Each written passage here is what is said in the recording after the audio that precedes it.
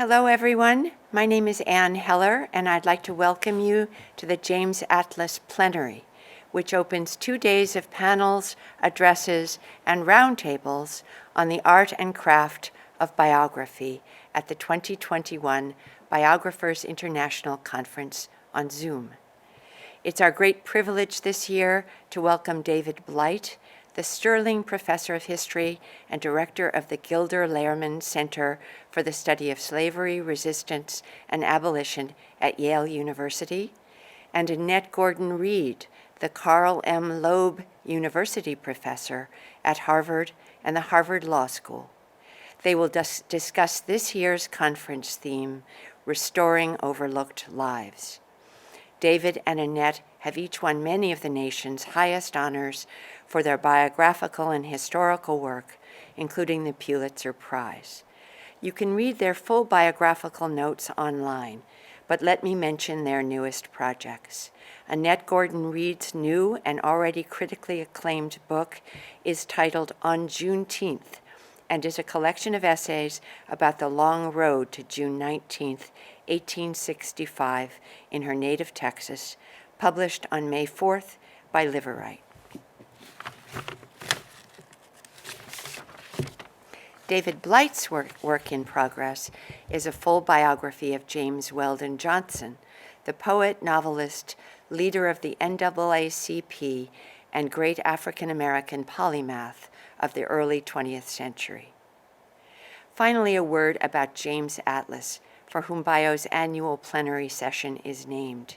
Many of you knew James, who died in 2019. In our time, he was our greatest emissary of biography, a distinguished author, a brilliant editor, publisher, historian, and critic, and a tireless discoverer and supporter of new biographical talent everywhere he found it. We continue to miss him. And now, please welcome David Blight and Annette Gordon-Reed. Well, thank you, Anne. Thanks. And Annette, great to see you in person. Yes, yes. This is strange and wonderful.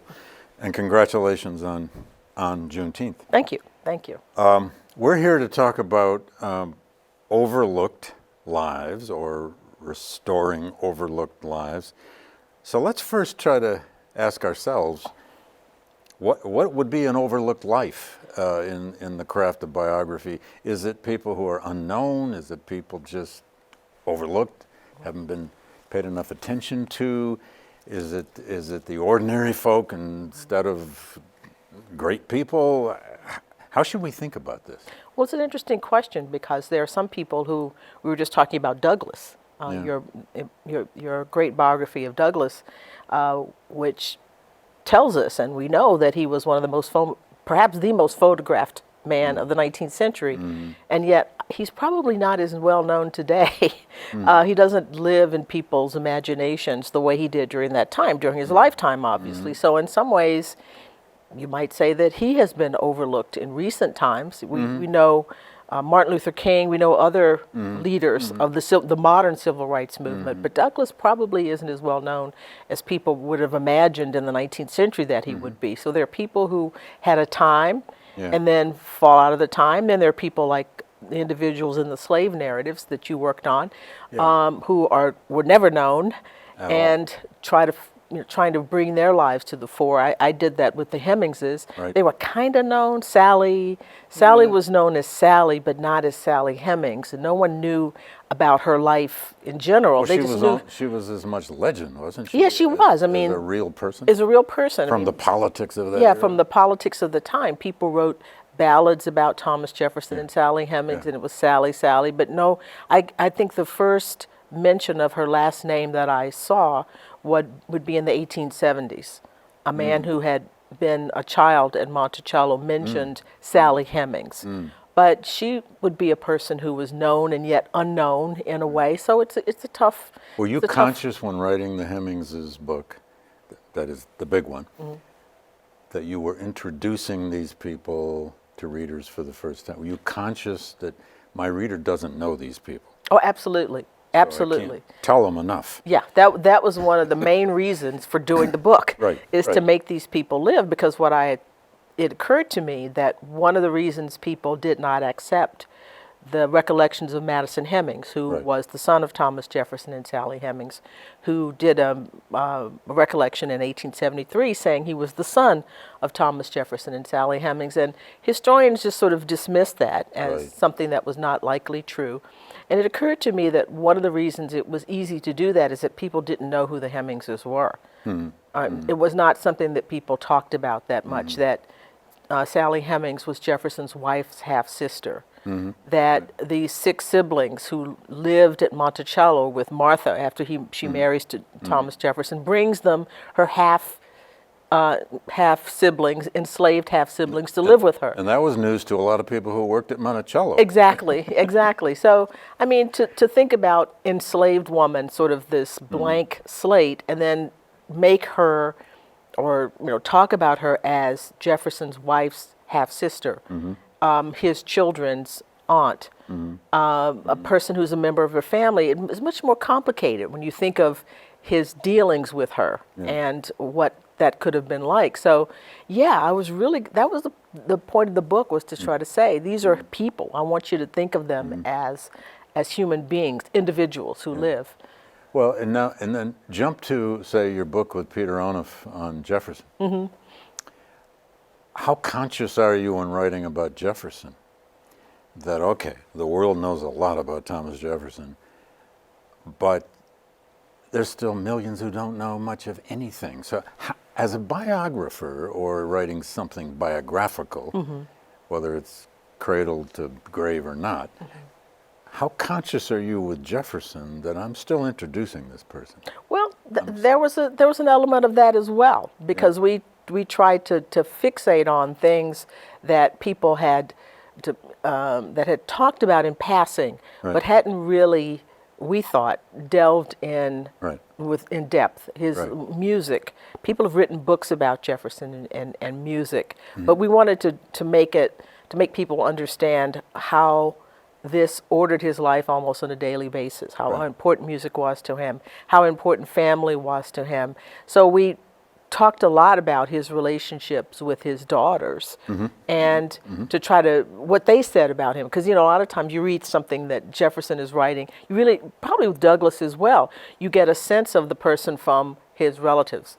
Absolutely. From the people and friendships. And friendships. Or rivalries. Rivalry. Oh, rivals. How did that work with Douglass? Were there things that you learned there that you didn't? A tremendous part of Douglass's life. He had antebellum rivalries with other black leaders, and he had many postbellum rivalries with other black leaders. But I think I had the same sense at least when I ask myself now, in writing about Douglass, I did many times think, well, people don't know this. Yeah. I mean, most Americans still don't know this. And I was lucky enough to find a whole new stash of documentation, especially for his later life, where the relationships with his children, relationships with friends and rivals, relationships with women, relationships in politics became the ways he was defining himself and that I was defining him. So yeah, I think even with, I don't know how people do it with Lincoln. I have no clue. I know, because everything there, he's the most written about person, right? Ever. Yeah. Ever, yeah. And yet the books keep flowing. So I don't know how they solve that there. But if nothing else, we know that there's still new readers. And in that sense, I wonder, is every life overlooked to some degree? And maybe, is that why we do biography? Because we find new stuff, or we can tell new stories, or we believe still this person is vastly misunderstood or overlooked. So maybe all biography is rooted in this idea that you don't know this yet. Well, you want to introduce the person to the new audience, and I think that's a really important point. That some people have read biographies of Douglass or Jefferson, but younger people may not have. No. And that's a way to introduce into them. And also, every generation of people has its different interests. Oh, indeed.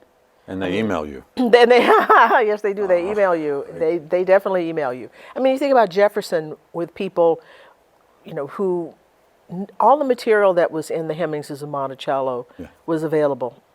Really? to other people. I mean, there were Hiding in things plain that sight, as they say? Yes, hiding in plain sight. All of the things about the running of the plantation, and the But farm most scholars book. hadn't gone there. Yeah, and they had not paid attention to that side of Jefferson's life. The farm book, which to me is like a gold mine. Yeah. They never paid any attention to it. Who cares about somebody's slaves, the enslaved people, the servants? Yeah. They don't matter. I mean, just writing about James Hemings going to France with Jefferson. Yeah. In the traditional biographies, they would say, he went with his servant and his daughter, and Martha. They're the only three people who are going from Monticello, and in fact, there's another person. There's James Hemings who's there, and to mention, they don't even mention, or his servant James, but they certainly don't say that James was Martha's half brother, which. When you say that, that blows people's minds because they're thinking, what could that have been like? Yeah. What do these people say to each other when nobody's around? That's right. When nobody, Well, I had that problem with Douglas and Ottilia Osing. Oh, really? What were they saying? What were they saying? His sons and daughters? I don't know. What do you think they were saying? Oh, well. Now tell the truth. Do you imagine? She was called friend of the family. Well, say who she is. Oh, Ottilia Osing was a German woman with whom Douglas had an on again, off again 22-year relationship from the late 1850s into the late 1870s. And she used to come and stay in the Douglas home in Rochester and even later in Washington, D.C. for 2 and 3 months at a time in the summer. She did become friend of the family. She was sort of close to a couple of Douglas's adult children, but it was a messy, complicated relationship that is very, very hard to explain. And in the end, it fell apart. But yeah, I've so many times. We learn a lot about it from her, that is Ottilia Osing, from the letters she wrote to her sister in Europe. We learn nothing about it from Douglas himself, because she burned apparently all of his letters, and he may have burned quite a few himself.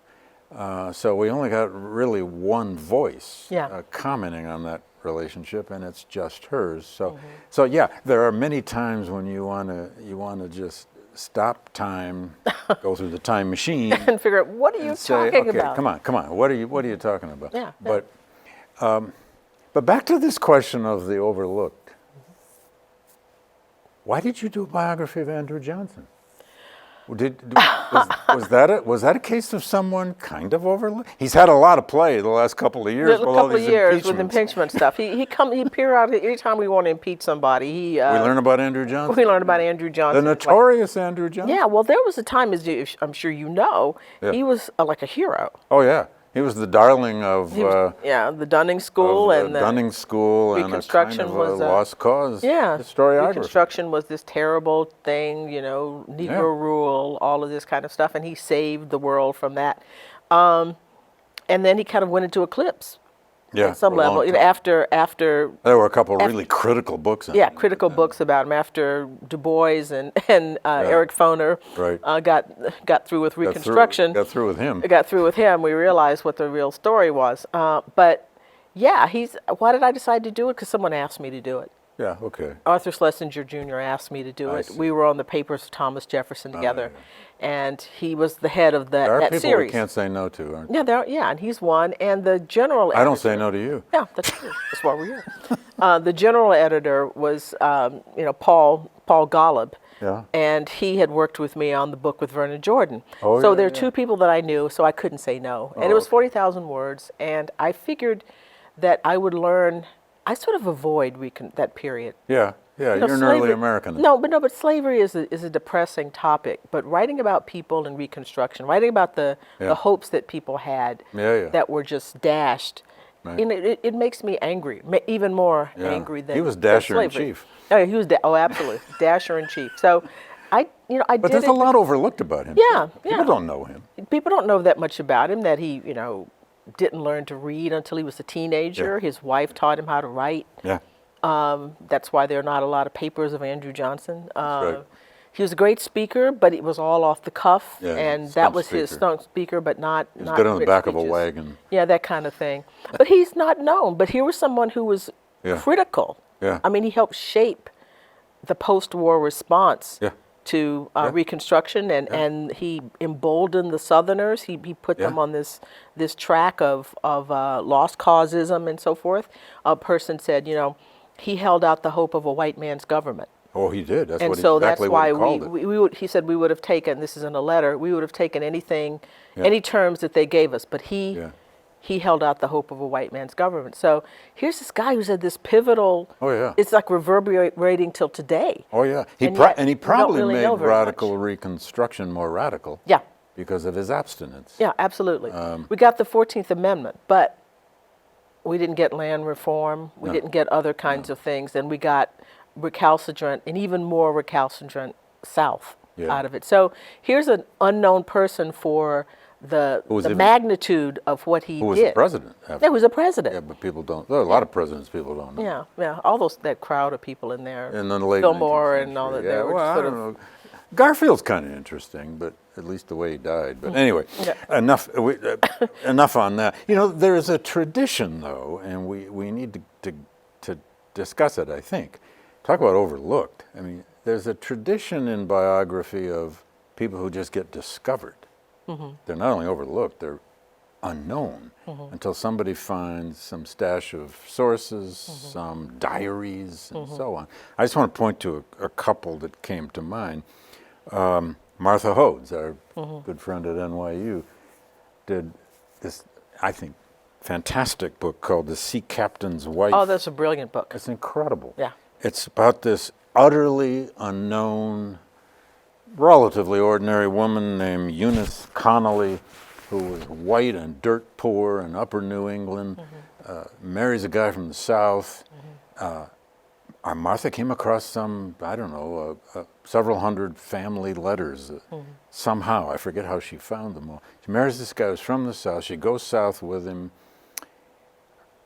He dies fighting for the Confederacy. Her two brothers fight for the Union, so she's got a whole Civil War story. And then she remarries a black man, The man, yeah. from the West Indies and moves to the West. I mean, it's an epic life of a person totally unknown. So there's that tradition too. Yeah. I mean, let's talk a little bit about that because, and there are many more books like it, usually because of finding some sources. Yeah. Somewhere Yeah. that leads to this life becoming, if not representative, at least fascinating. Well, fascinating, and the thing about that book, well, books like that tell you so much about the time, and that's right. how I. It becomes a life and Yeah, time. I know there are some people, historians don't. They look down on the idea of biography and don't think it's really history, but if it's done Until like they go that, to a bookstore and look up front. yeah, look up front and see what it is, and all of a sudden they can think, hey, wait a minute, what am I doing here? But a book like that tells you not just about those particular people, it tells you about that time in a way that galvanizes readers, that just talking about the ideas, I mean, I like ideas as much as anybody, but Yeah. we're interested in people. Yeah. And if you can, a good biography is not just about and then he did this, and then he did that, and Yeah. then she did this. No, you paint a picture of a moment Yeah. in time, and what is this like? This woman who's had this Yeah. incredible, did such things happen?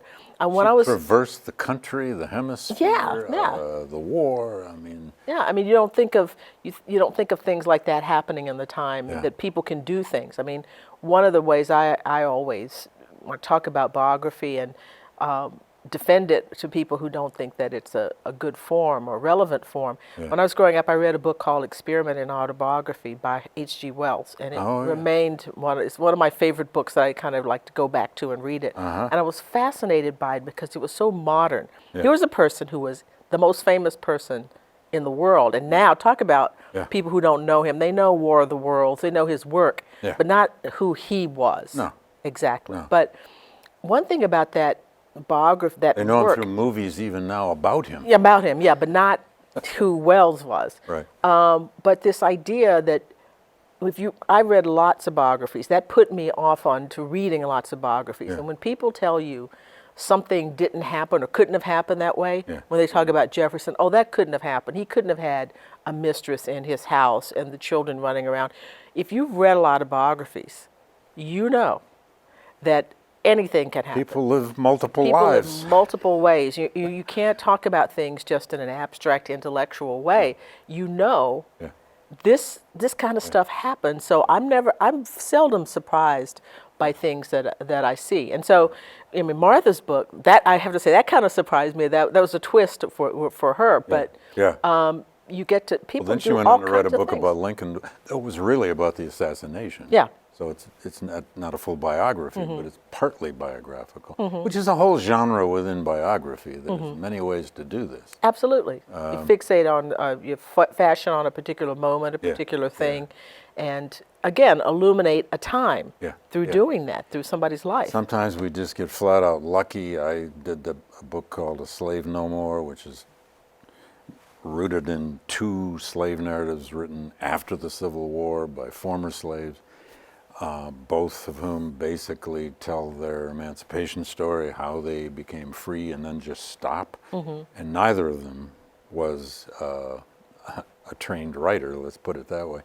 But those 2 and I didn't discover the narratives. Other people did. They brought them to me, so I don't take that credit. But those 2 narratives allowed me to tell the story of emancipation.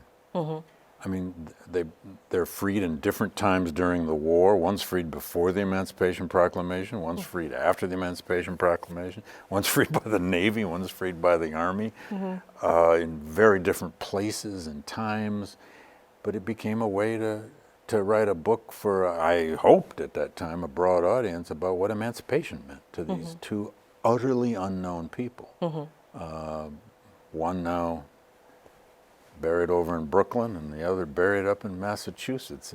In fact, I've never had so much fun as when doing that book, because everything you find in a project like that is brand new. Yeah. I mean, because nobody's been there. Yeah. But there are many other ways to get at this question of what's overlooked and what's not. Some people can be fairly famous and still be utterly overlooked. I think that happens in the arts, probably. I don't know, singers, performers, and so on. And until somebody goes and bears down on a Johnny Cash or on some performer, we don't know who that person was. I have another favorite example here. I don't know if you know this book. It's by Bill Ferris, the famous folklorist from Mississippi, who later became Bill Clinton's director of the NEH. That's where I know the name. Yeah, well, for years he ran a blues archive at Ole Miss, and Bill is he's a progressive Southerner, let's put it that way. But he did a book called Mule Trader, which is about a man named Ray Lum. The only reason I knew about this is because I knew Bill in the years he was writing it, and he once gave a talk about this in a group I was in. Turns out Bill sat, this guy, Ray Lum was apparently a great storyteller, but he also ran a mule auction house in Vicksburg, Mississippi. That was his real profession. But Bill just took a tape recorder in the old folklorist tradition and sat with the guy for days and days and days. And out of it came all these tapes. And out of it came this incredible read, this book. That's the story of this man who was a mule trader. So that's another case of somebody just having the skills of a folklorist to go find this guy who was such a storyteller. And out of it comes this whole, I mean, I didn't even know what a mule skinner was. Yeah, you know? yeah. But this guy was the traveling mule skinner. I mean, so there's that kind of overlooked life.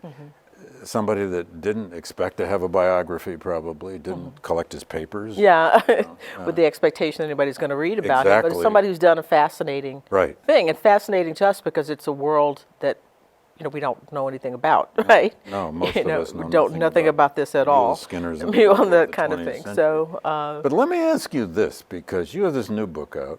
In fact, truth be told, we were just on a TV show this morning talking about your new book. on Juneteenth. And I've read it now, and it's a great read, I want to say to everybody out there. But here you are turning to autobiography. Mm-hmm. You were once an unknown, overlooked, ordinary person. young girl from Conroe, Texas. And by whatever means, you decided to turn, you don't call the book my autobiography. It's not your full autobiography. In fact, you probably got 2 more autobiographies in you someday. But what got you to turn to this? Is it just because you've been telling Texas stories all your life? Or Well, because it's about you and it's about Texas. It's about me and it's about Texas. Because my editor wanted me to do this. Oh, you can't say no to Bob Weil either. Can't say no to Bob Weil either. Well, he wanted me to do. He wants me to do a big book about Texas. And we got the idea.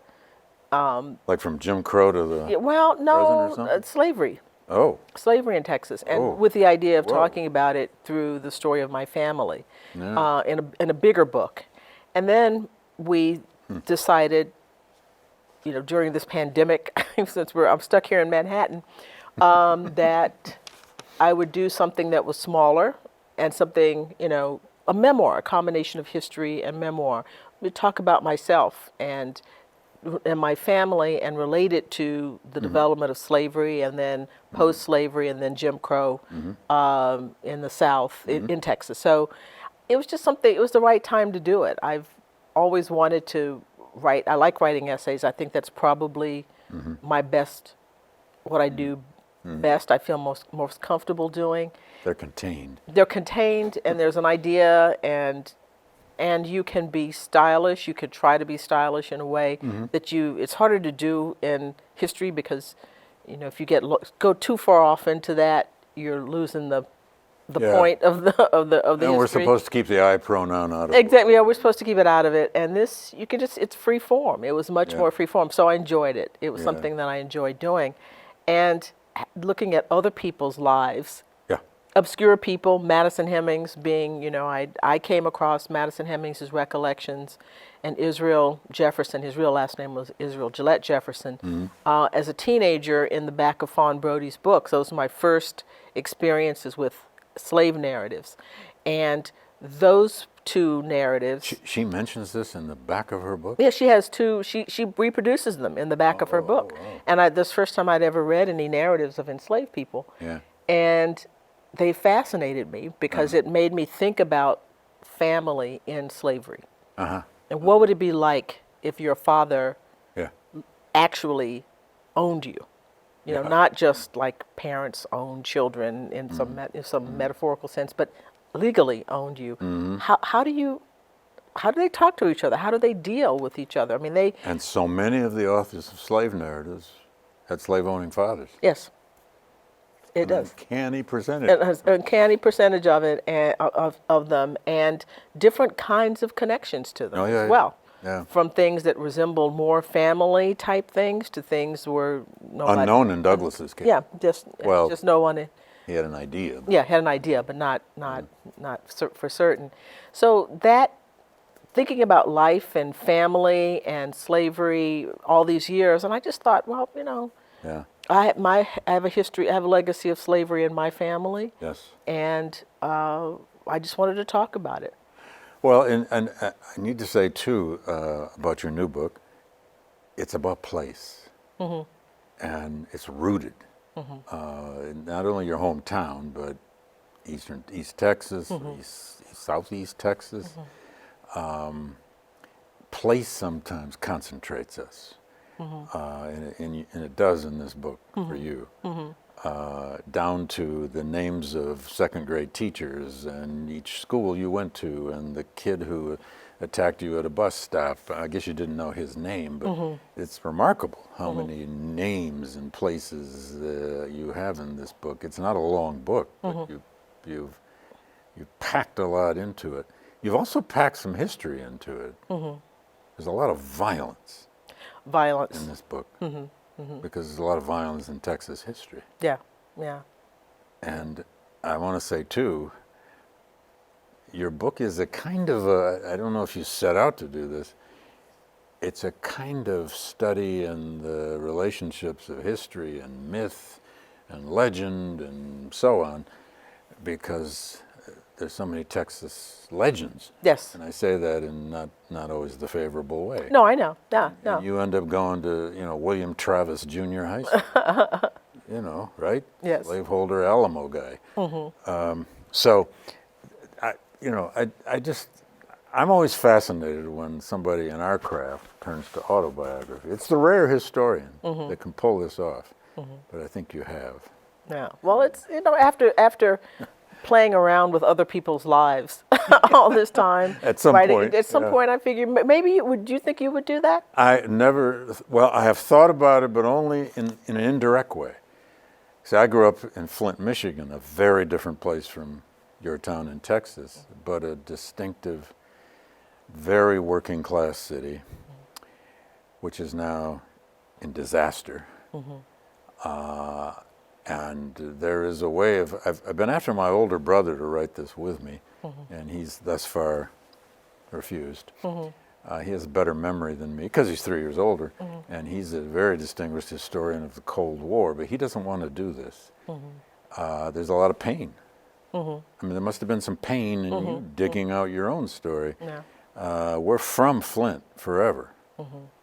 You are always where you're from if you spend enough of your life there. Yeah. I not only grew up there, I spent 7 years teaching high school there. All my family is from there. And we're from that post-World War II era of the boom automobile Midwestern city, which was so prosperous and helped the working class be able to go to college. There's a story in there that I want to tell that's less about me and more about the time. Yeah. About the place, which is now a complete disaster. I don't know. I'll probably never write it, but your book is a little model for me now. So yeah. Well, I mean, watch out. You're not unknown, but you're writing about people. You're writing about the lives of people where something momentous happened to them. To have that kind of prosperity, to have that particular moment. In auto American industry history. was born there. Yeah, and now it's there's not nothing there left anymore. of it. There's nothing left of it. Yeah. So well, I want us to. I don't want to talk about Flint anymore, but in publishing these days, I actually, in preparing for this, I asked the editor at Yale University Press, John Donatich, because I'm on his publications committee, to just give me a sense of how important biography of all kinds is to that. It's a major university press. Then I asked my editor, Bob Bender at Simon & Schuster, and Simon & Schuster, of course, one of the biggest trade houses. Bob told me in the last 25 years of his distinguished career that from a quarter to a third of all of his books have been biography. Of one kind and another. And he had a very interesting take on what would be overlooked. He said, to him, an overlooked subject would be someone that most people don't know about. Scholars may know. There may be 2 books done, in a totally scholarly, and he does scholarly books, but he said, I want books that, well, first he wants books written well, interesting lives, but people that the reading public don't know. So this category of overlooked, he said, I don't always think about it that way, but he said to me, you may have thought Frederick Douglass isn't overlooked, but I did, because I didn't know all this. So but in Donatich at Yale Press, they have all kinds of biography series. And they have a Jewish Lives series, which now has some 50 books in it. I mean, it's from ancient philosophers to Hollywood moguls. It's that they have a series called Ancient Lives, and now they have a series called Black Lives, which Skip Gates, Jackie Goldsby, and I are editing. Oh, wow. And we've signed about the first 6 or so book subjects. That's hopefully going to be something like, I don't know, Phyllis Wheatley to Barack Obama or something, But some of these people are hardly known at all. Yeah. But they deserve biographies. Our friend Richard Blackett has just done, and these are shorter biographies. Yeah. the 200-page variety. He's just done one on Samuel Ringgold Ward. Now, most people don't know Samuel Ringgold Ward. He was a black abolitionist and lived a fascinating life. So, overlooked, there are forever overlooked people. Yeah, that, overlooked. that most readers just don't know. The trick, I guess, as you were saying, is keeping the reading public interested in biography. Yeah. Or getting young scholars interested in biography. You Well, can't convince anybody. You can't to do a convince them. I mean, dissertation on it's very tough because the training is that you're not supposed to do that. And I understand. I understand Yeah. the thinking in that way. But so many of those people, someone like that, they're people whose lives Yeah. would tell you so much about Yeah. a particular moment Yeah. as a hook or way into that rather than just Yeah. in sort of a dry way or an abstract way trying to talk about these kinds of things. We don't know enough about things like that. We don't know enough Right. about the fact that there were so many people Right. who were doing so many things. You think Right. it's enslaved people Yeah. and Yeah. Harriet Beecher Stowe and Garrison and Douglass.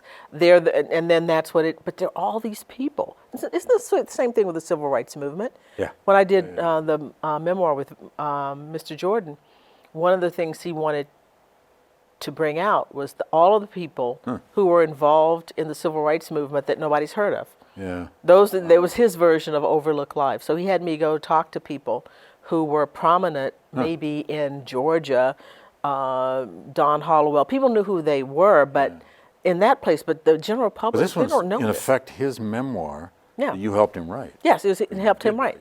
Yeah. And before we did this, he had me listing all these people, and he wanted to make sure that he called their names because they were the ones who really made a lot of this stuff work. Yeah. People got beat up and Yeah. Yeah. killed, all those kinds of things, and most people think, about King, which I think is important, obviously. Sure, King was sure. important, and those Abernathy and the names that we know. Right. But there are all these nameless people across the South who were doing stuff Yeah. and making all this stuff possible. Yeah. And a lot of unknown lives there too, Oh, always. overlooked lives to be written about. And we're drawn to biography. It goes without saying because it's about people. I wonder if you remember this. I once got you and Ed Morgan together at Yale. I mean, I invited you. Oh yeah. Ed, you had just done the Hemings book. And he had reviewed it in the New York Review. And Ed Morgan, the historian of everything about early America, and a great book on Ben Franklin, among others, and on John Winthrop and so on. And Ed had been retired for years. And students didn't know who he was. Yeah. Graduate students didn't know who he was. I had graduate students coming up to me saying, "Is that Ed Morgan? This is a small, tiny man." Anyway, we had this incredible event. Annette Gordon-Reed and Ed Morgan on a stage just having this kind of conversation, I guess about Jefferson and Hemings and all the rest. But in the Q&A, somebody asked, I've never forgotten this, asked both of you, but particularly asked Morgan, what makes good historical writing? Okay. Okay. His answer? You got to have people in it. That's all he said. And he said it kind of meekly, and you couldn't hear him at first, and somebody said, "Say it again." You got to have people in it. Biography. I mean, we're drawn to people. So it was kind of Ed Morgan's, way of saying, yes, social history, won a revolution, yes, we're working on all kinds of forces in history. But if you don't write about people, there may not be any narrative. It's not a narrative, and it's very hard for most people to relate to it. And this relates back to one of the things I was talking to you before about why I wrote this particular book. Yeah. I thought of myself, I grew up thinking of myself as a writer, and I never imagined myself as a professor. Certainly not a law professor. You were going to write novels? I was going to write novels. I was going to live the life of sort of like a female James Baldwin. I would write novels. You were going to smoke cigarettes? I was supposed to cigarettes, and I'd go to Paris, and and sit in a cafe, and Sure. occasionally do magazine articles and nonfiction. Cover the fights, and all the kind of stuff. Struggle and suffer. That kind of stuff. But never thought I'd be a professor. But one of the things that grows out of that is that I always wanted to have an audience. Mm-hmm.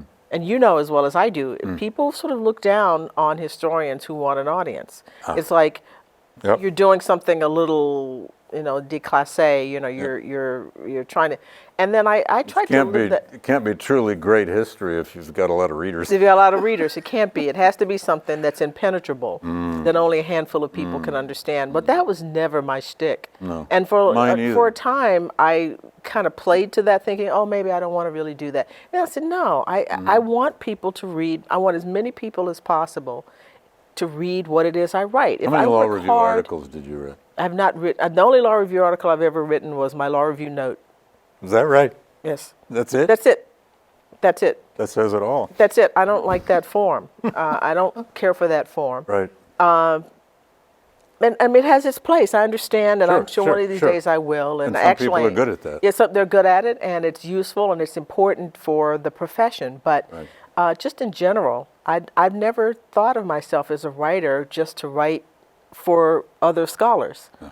That was not it for me. So I've thrown away any notion now of, I shouldn't try to be popular because that means that you're not whatever. Because that was never, I'm adopting somebody else's formula. Yeah. I always wanted to write and have as many people read it. Because you work really hard doing this.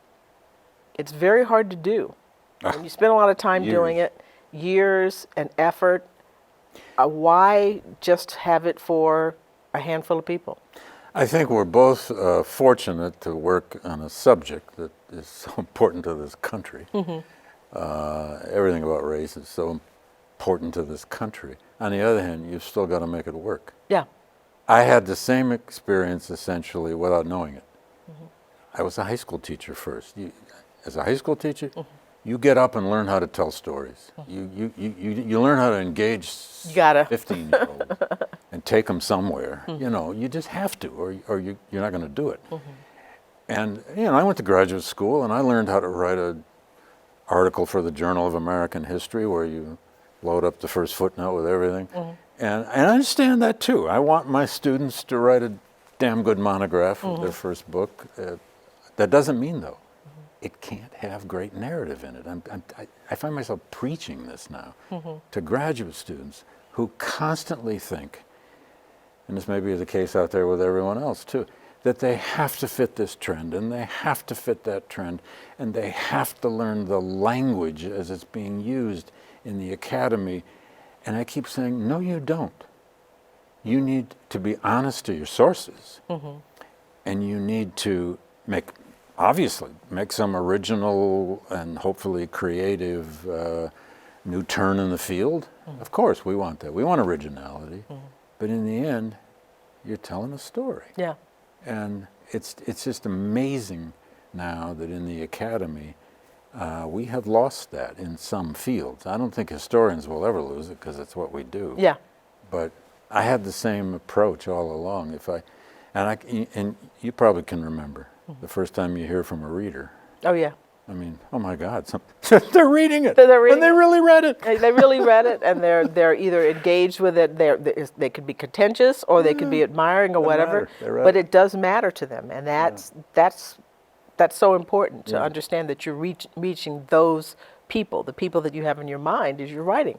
And maybe the truly overlooked in this, the more I think about it, are just the millions and millions of Americans in our case who just don't know much history. And we are paying for that every day. Yeah. I don't know. That's a negative note to try to end on. I don't want to end on that negative note. But let me just congratulate you again on this.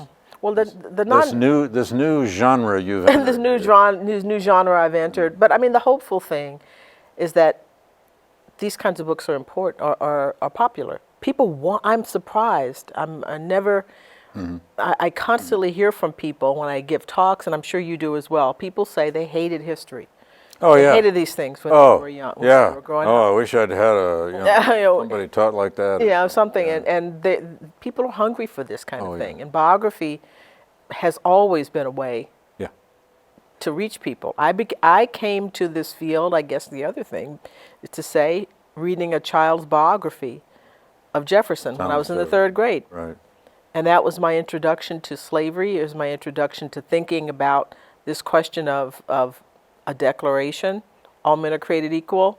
Jefferson yet is an entree slaves. into a lot of things. An entree into a lot of things. And so a biography got me started on this road. And, you know, and I think kids today are still interested in people. That's the best way to reach them. I'll end on this because you just reminded me. I remember when we go through our tenure process, when I got tenure at Amherst College, I was as frightened as everyone else would be. I had done this first book on Douglass. I had done 2-3 edited books. I didn't have that. Well, you didn't have to have a second book, but I remember one of the old guard, I won't name any names, one of the old guard in the history department took me aside afterward and said, you know, your tenure case was an easy call. He said, "You're really a biographer, though, aren't you?"